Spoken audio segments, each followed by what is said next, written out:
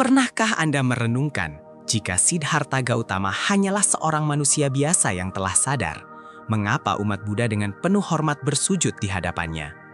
Di mata dunia, bersujud sering dikaitkan dengan penyembahan kepada Tuhan Sang Pencipta yang memegang kendali atas nasib umat manusia. Namun, menurut ajaran agama Buddha, pandangan ini adalah sebuah kesalahpahaman umum. Umat Buddha tidak menyembah berhala dan tidak meminta pengampunan dosa dari sebuah patung. Ada makna filosofis mendalam di balik penghormatan kepada rupang Sang Buddha, melampaui konsep ketuhanan konvensional yang kita kenal selama ini.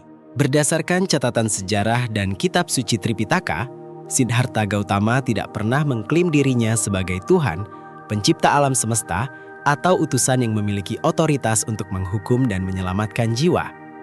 Beliau adalah seorang manusia yang pernah merasakan kebingungan dan penderitaan.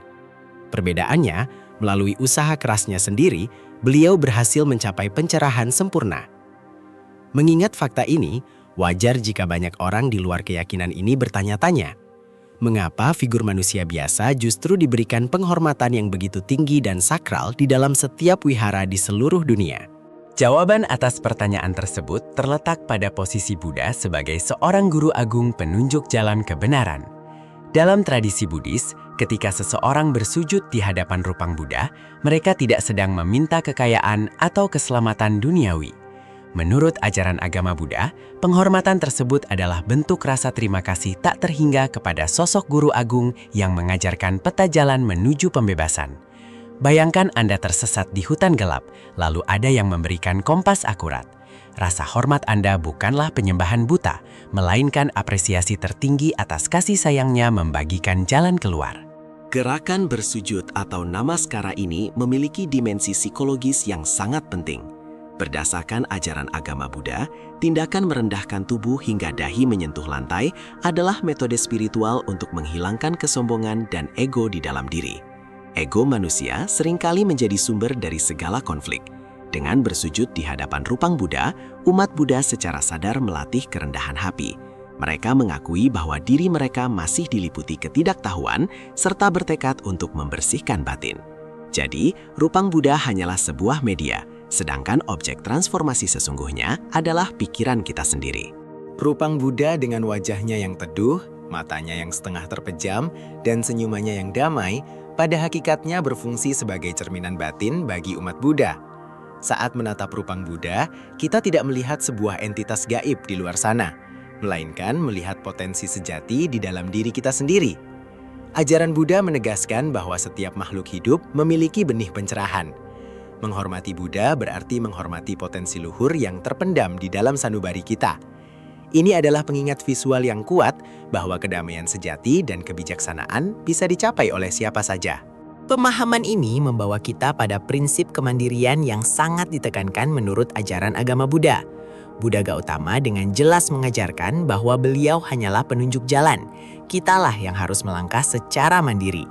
Nasib manusia tidak ditentukan oleh restu atau kutukan dari Sang Buddha, melainkan oleh hukum karma, yaitu tindakan, ucapan, dan pikiran kita sendiri. Bersujud tidak bisa menghapus buah dari perbuatan buruk.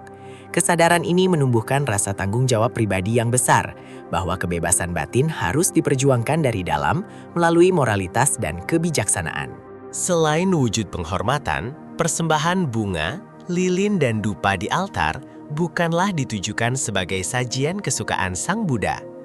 Menurut kitab suci Tripitaka, semua itu adalah simbol pengingat kebenaran. Bunga yang indah akan segera layu, mengingatkan pada hukum ketidakkekalan. Sebagai manusia akan mengalami lahir, tua, sakit, dan kematian. Lilin yang menerangi melambangkan cahaya kebijaksanaan yang mengusir kegelapan kebodohan batin. Dan harum dupa mewakili wangi moralitas yang bajik. Dengan demikian, rutinitas sujud di wihara adalah sebuah bentuk edukasi spiritual harian yang terus-menerus memperbarui komitmen seseorang terhadap jalan kebenaran yang telah diajarkan.